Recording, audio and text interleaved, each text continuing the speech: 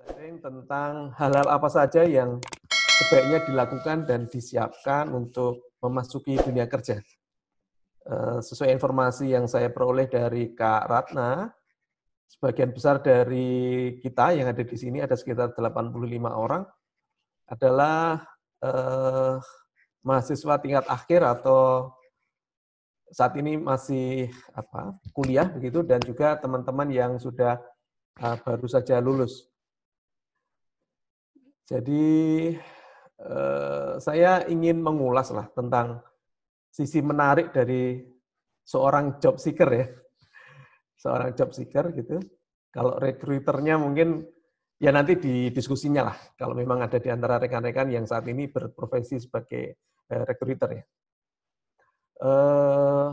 Rekan-rekan sekalian, aktivitas mencari pekerjaan selalu penuh warna. Selalu penuh warna. Saya tadi sekilas sebelum on air ini berbincang dengan Kak Ratna, meskipun 2 tahun ya Kak Ratna ya, tetapi luar biasa. Warna-warna pekerjaannya Kak Ratna ini luar biasa. Ya. Saya ingat sekitar 20 tahun yang lalu, gitu, saat setiap hari Sabtu atau Senin, saya lupa, di harian Jawa Pos, rekan-rekan sekalian.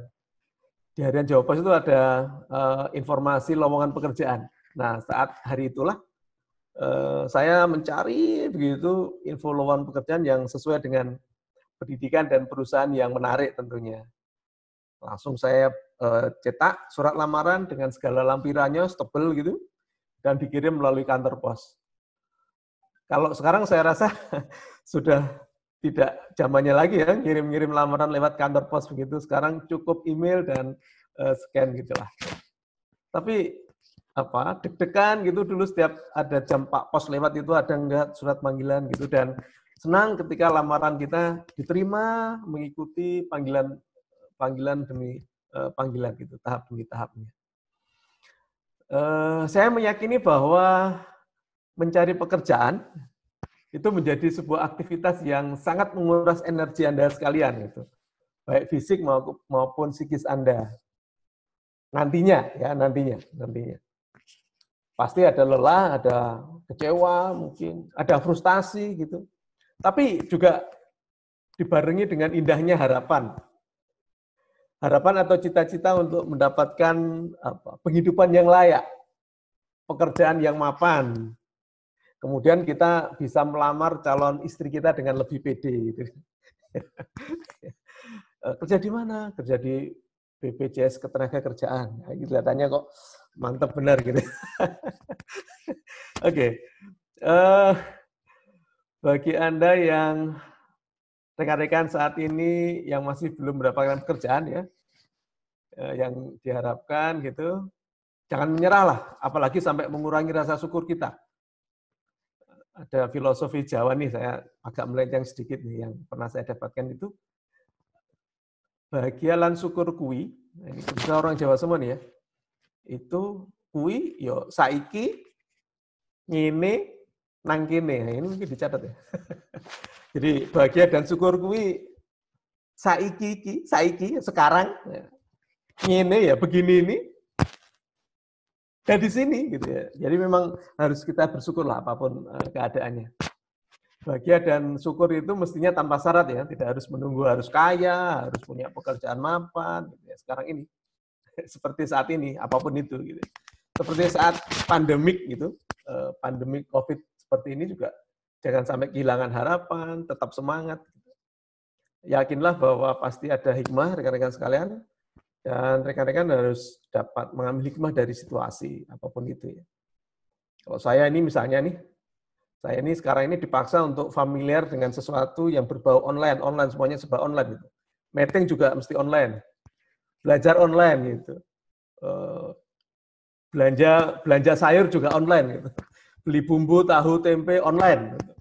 Ya memang harus cerdas untuk memanfaatkan situasi seperti bibit-bibit sayur di perumahan itu yang sekarang menerima layanan pesan antar menggunakan media WA gitu. Itu contohnya bahwa kita mesti adaptif terhadap perubahan, tidak mudah menyerah, apalagi menyalahkan orang atau pihak lain. Ada satu kompetensi agile, kelincahan, itu menjadi sebuah ukuran yang saat ini juga kami pakai. Rekan-rekan sekalian, itu pembukaan. Pembukaan. Jadi mari sekarang kita masuk ke topik sharing kita. Apa tantangan yang mesti dihadapi oleh para pencari kerja di masa kini. Memang saya tidak hanya membatasi pembahasan kita di masa pandemik ini ya, karena saya meyakini pandemik ini akan segera berakhir begitu, amin. Ada berita kemarin berdasarkan statistik perkiraan selesai di Juni gitu. Semoga ini akan segera berlalu, sehingga topik sharing diskusi kita ya di masa kini saja ya, di masa sekarang ini. Rekan-rekan sekalian, baik, saya ingin membuka sharing kita ini dengan beberapa data dulu. Ada data. Yang pertama, saya ingin menyampaikan angka tingkat pengangguran. Oke. Ya. Tingkat pengangguran terbuka, nah ini BPS, rekan-rekan sekalian. BPS tahun 2019, tercatat TPT kita itu ada di angka 5,28%. Itu yang sebenarnya turun bila dibandingkan dengan data tahun 2018 lalu yang berada di 5,34. Artinya tahun 2019 kemarin posisinya lebih baik. 5,28% itu artinya dari 100 orang angkatan kerja, itu hanya ada 5 orang yang menganggur. Jadi angka yang sebenarnya cukup melegakan lah bagi kita. Gitu. Jadi dari 100 orang, itu hanya 5 orang yang menganggur. Gitu. Sehingga sesuai angka ini menggambarkan peluang kita untuk mendapatkan pekerjaan atau bekerja itu masih relatif besar. Nah, ini agar kita masih punya harapan, masih punya semangat begitu. Ya, meskipun di tahun 2020 ini rekan-rekan sekalian, kita bahkan dunia ini itu terpengaruh gitu dengan adanya virus corona atau COVID-19 ini. Karena ada pandemi ini pasti akan berpengaruh ke seluruh sendi kehidupan termasuk dan utamanya di ekonomi kita, mikro maupun makro. Saya mencatat ada di kompas.com itu, sampai dengan April kemarin, 20 April, itu sudah ada 2 juta orang lebih yang mengalami PHK. 2 juta ini hampir setara dengan angkatan tenaga kerja kita per tahun. Gitu. Jadi memang situasinya tapi saya meyakini pasti di balik ini ada peluang, gitu. Ada peluang.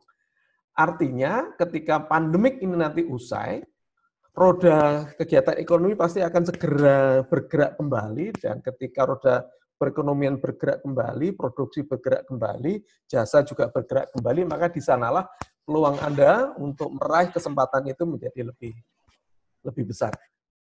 Oke, data yang pertama. Kemudian data kedua, di slide berikutnya.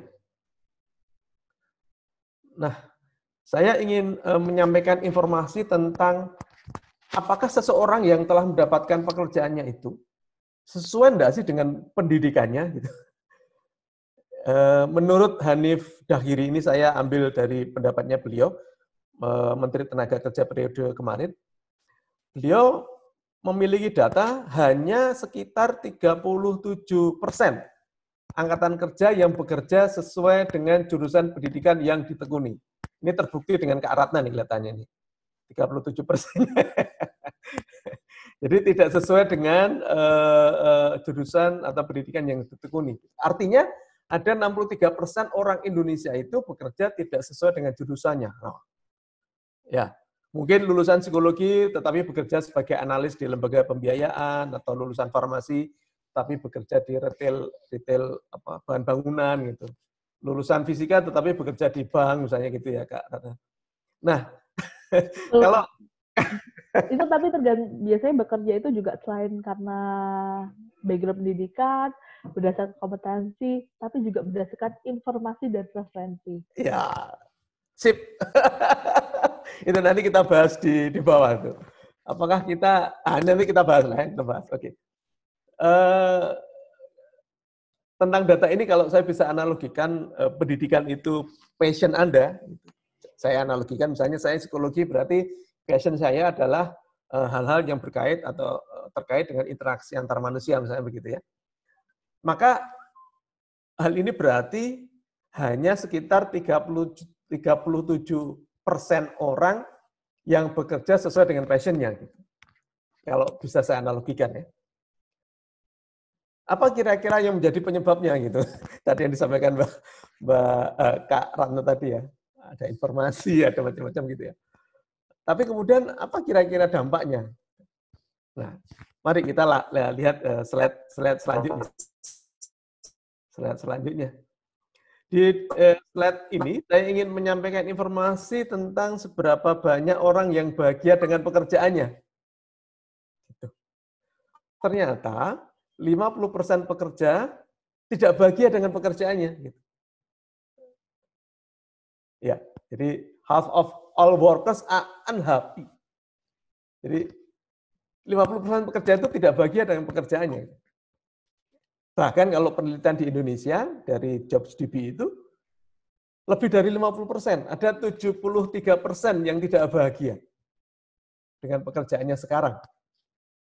Jadi kalau ada 100 orang karyawan di sebuah institusi, berarti hanya sekitar 27 orang saja yang bahagia.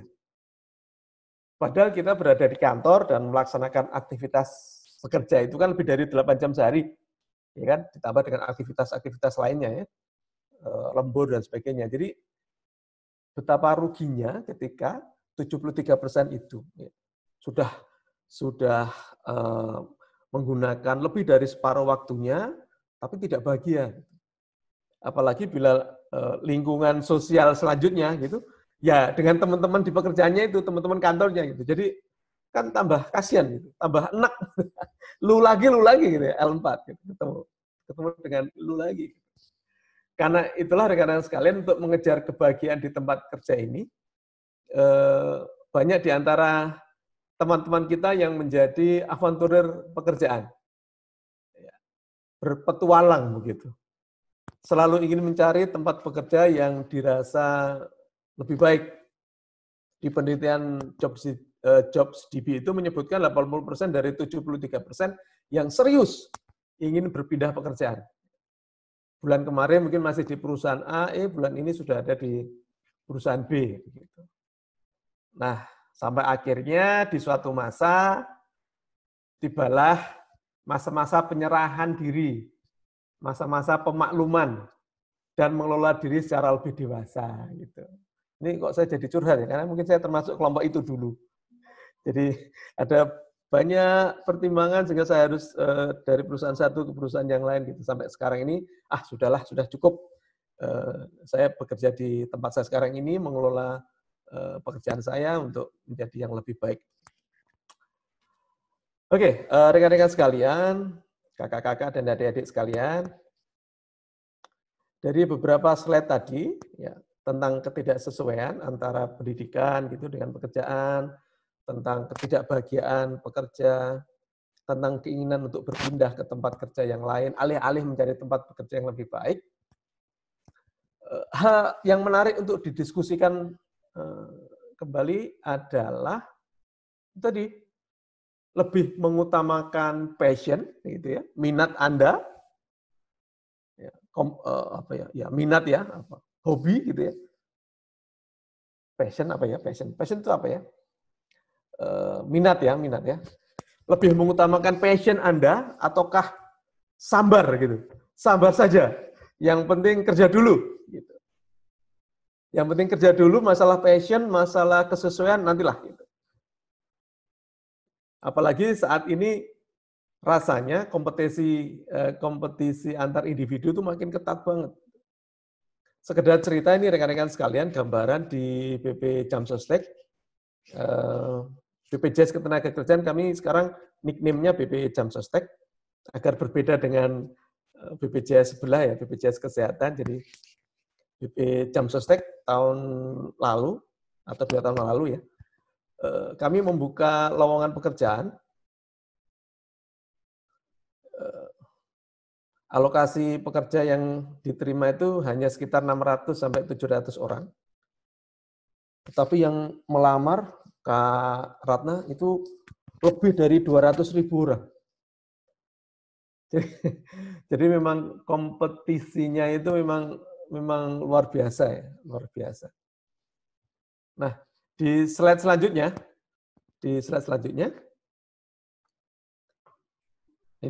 ini gambaran saja rekan-rekan sekalian. Apakah Anda nanti dalam bekerja itu mengejar ideal pencapaian sesuai dengan passion Anda ataukah realitanya begitu? Ini ada komik lah di sebelah kiri layar itu. Ya awalnya sih kita seseorang itu lebih memilih ke passion begitu, memilih daripada gaji besar dan sebagainya. Tetapi ketika dihadapkan pada cicilan, pada realita ya sudah. Yang penting ada pekerjaan, sambar dulu begitu ya, sambar dulu. Oke, di slide selanjutnya saya ingin berbicara tentang tantangan masa kini.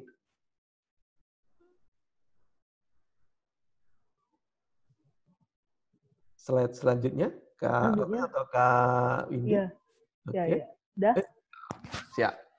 Jadi rekan-rekan sekalian, menurut amatan saya nih, ada 2 hal yang menjadi sumber kompetensi Anda. Yang pertama, pasti keterbatasan sumber daya. Nah, karena sumber daya ini terbatas, maka Anda harus berebut dengan orang yang lain untuk memperebutkan sumber daya itu. Jadi ada 200.000 pelamar, tetapi yang dibutuhkan hanya 700 orang. Sehingga memunculkan sebuah persaingan atau kompetisi. Tantangan yang kedua, menurut amatan saya, itu adalah perubahan nilai-nilai budaya kita. Perubahan teknologi terutama. Tentu banyak penelitian, banyak pernyataan para ahli yang mengatakan tentang pengaruh teknologi, pengaruh beda generasi antara Gen X, Gen milenial ini, gitu, bagaimana pola kerjanya. Gitu. Apakah Anda memiliki keterampilan yang memadai untuk menjawab tantangan-tantangan ini?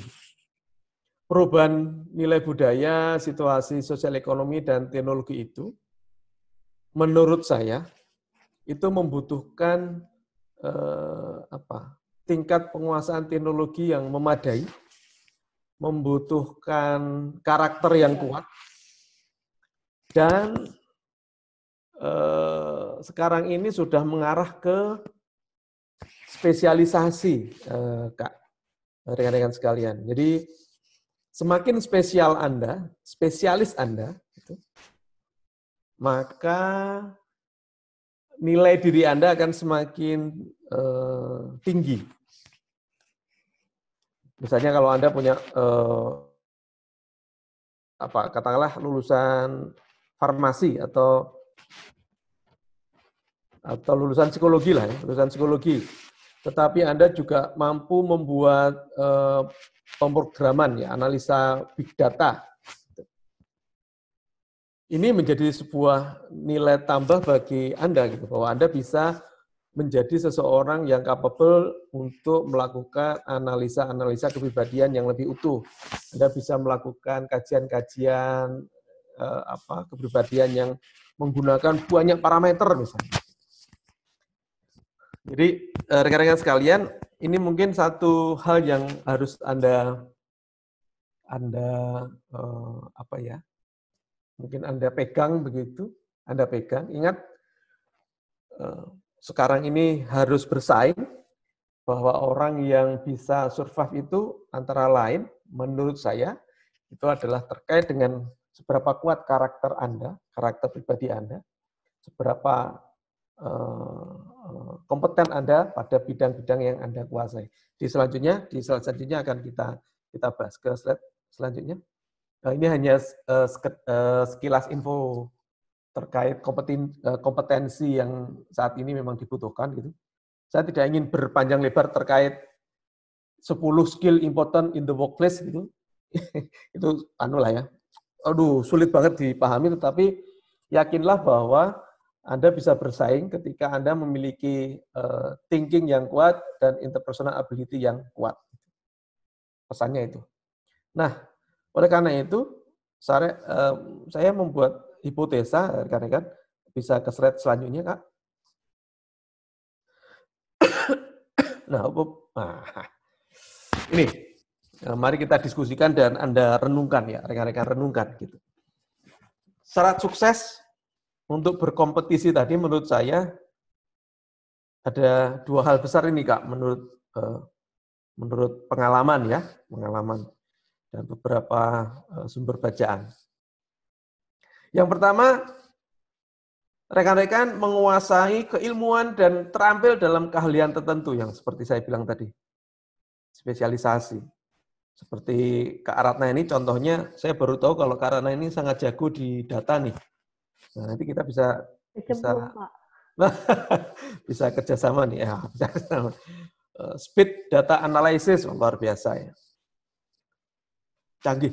Ya. Jadi semakin Anda terampil dalam keahlian tertentu, semakin Anda memiliki basic pemahaman terhadap basic ilmuwan Anda, maka satu syarat untuk sukses sudah Anda pegang. Kemudian syarat sukses yang kedua, itu menurut saya, ini yang berkali-kali saya sebutkan, yaitu tentang karakter. Anda sadar tentang nilai atau konsep diri Anda, gitu. Maksud konsep atau nilai ini misalnya gini, nilai-nilai apa ya, sifatnya sangat saya, begitu, mikro, maupun nilai-nilai yang sifatnya lebih universal. Penghargaan Anda terhadap kejujuran, penghargaan Anda terhadap kesetiakawanan, penghargaan Anda terhadap nilai-nilai kerjasama, begitu. Sampai ke hal yang mikro, misalnya pemahaman Anda atau nilai-nilai atau kepercayaan Anda terkait misalnya apa, riba misalnya gitu ya. Kalau memang Anda memiliki konsep bank konvensional itu riba, maka ketika ada lowongan di bank, ya tidak usah masuk daripada Anda menderita di sana. Ada seperti itu. Terkait karakter. Kemudian yang kedua, paham potensi. Paham potensi. Jadi Anda itu, rekan-rekan itu mampunya apa? Mampu melakukan apa? Anda kuat di mana? Itulah yang harus Anda terus asah dan kembangkan, rekan-rekan sekalian. Jadi yang 2 hal ini yang ingin banget gitu saya sampaikan ke rekan-rekan, bahwa modal Anda itu 2 hal ini. Jadi Anda punya keahlian dan Anda paham betul potensi dan siapa Anda. Ada beberapa kayak pertanyaan gitu ya, mungkin di slide selanjutnya, Kak Windy bisa dibantu ya. Oke. Rekan-rekan sekalian, coba sekarang Anda melakukan introspeksi begitu dengan hanya 5 pertanyaan ini. Seberapa dalam bidang keilmuan yang telah Anda kuasai? Seberapa dalam bidang keilmuan yang Anda kuasai? Misalnya kalau psikologi, saya ini hanya belajar psikologi itu seberapa dalam yang saya sudah kuasai, yang saya pahami. Gitu. Taruhlah angka 1 itu paling tidak sedikit yang saya pahami, 5 itu saya sangat banyak kuasai, gitu. 1 sampai 5 misalnya, ada di mana. Oke. Pertanyaan yang kedua, seberapa terampil Anda di bidang keilmuan Anda saat ini? Misalnya kalau saya di psikologi itu, saya sangat terampil untuk menyusun sebuah tools atau alat ukur psikologis misalnya. Nah, itu bisa menjadi inilah nilai tambah saya. Berarti saya katakanlah di nilai 4 atau 5 dalam skala 5 misalnya. Pertanyaan selanjutnya, apakah Anda benar-benar telah mengetahui minat Anda? Jangan-jangan, ya apa ya, saya juga tidak tahu nih, minat saya ada di mana ya, gitu. Saya tuh tertarik apa ya, gitu. Jangan-jangan itu. Kemudian pertanyaan keempat, seberapa baikkah rekan-rekan mengenal diri Anda? Karakter Anda itu senangnya kerja rame-rame atau kerja sendirian ya?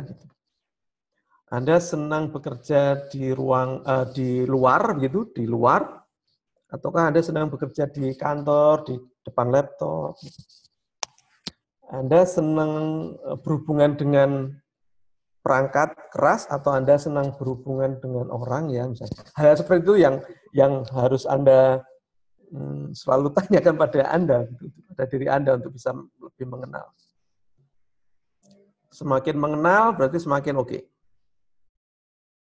Nilai 5 berarti Anda sudah sangat mengenal diri Anda. Nah, pertanyaan terakhir, seberapa luas pergaulan Anda? Sehingga Anda memiliki banyak teman dari berbagai latar belakang. Atau jangan-jangan teman Anda hanya teman kos samping kanan, samping kiri, dan teman satu kelas itu pun hanya ada 1 atau 2 teman misalnya. Nah, pengalaman saya bilang semakin luas pergaulan saya, maka saya memiliki senjata atau potensi yang jauh lebih besar. Nah, rekan-rekan sekalian, dari 5 pertanyaan itu Anda bisa memetakan diri nih. Kira-kira saya ada di posisi mana? Sangat kuatkah? Atau jangan-jangan saya masih ada berada di sisi sebelah kiri, itu masih sangat lemah.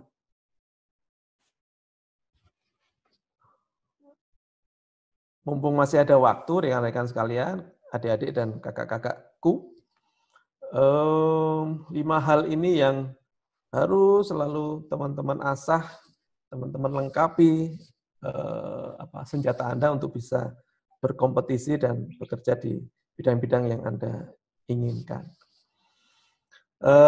Rekan-rekan, hal ini yang ingin saya sharingkan gitu, terkait dengan modal maya, gitu ya, modal maya. Soft kompetensi kita. Kalau ditanya tentang proses seleksi, rekan-rekan sekalian, ada slide yang ada di bawahnya, mohon dibantu Kak Windy. Sebenarnya proses seleksi itu kan sederhana, prinsipnya. Seleksi itu kan sebenarnya seperti Anda mau jadian gitu, jodohan itu adalah mencocokkan gitu, saling mencocokkan antara pelamar dan organisasi. Kalau organisasi itu dia pada sisi mencari calon yang paling sesuai dengan kriteria yang dibutuhkan. Mestinya sebagai seorang job seeker atau pencari kerja ini juga sebagai proses untuk mengetahui kesesuaian antara harapan dengan kondisi real organisasi sebenarnya. Jadi ya taruhlah gimana sih organisasi itu beroperasi begitu ya. Berapa gajinya, bagaimana tunjangannya, itu kalau dari sisi hal yang tampak. Tapi kalau bisa lebih diikuti, bagaimana budaya organisasinya gitu. Kalau memang semuanya klop, nah maka pasti Anda akan sukses gitu. Pasti Anda akan menjadi bagian dari keluarga besar gitu. Sama halnya dengan pernikahan. Nah, jadi sebagai kesimpulan sementara di sesi ini, sebelum nanti kita lanjut dengan tanya jawab, di slide selanjutnya Kak Windy. Ya, harus gimana ya? Ya, harus kenali Anda dan pantaskan diri gitu. Pantaskan diri dengan latihan, dengan penambahan keahlian, dengan penambahan kompetensi Anda gitu. Dan setelah itu, ya Anda jangan diam, rekan-rekan harus bergerak, rekan-rekan harus nikmati prosesnya, dan syukuri hasilnya.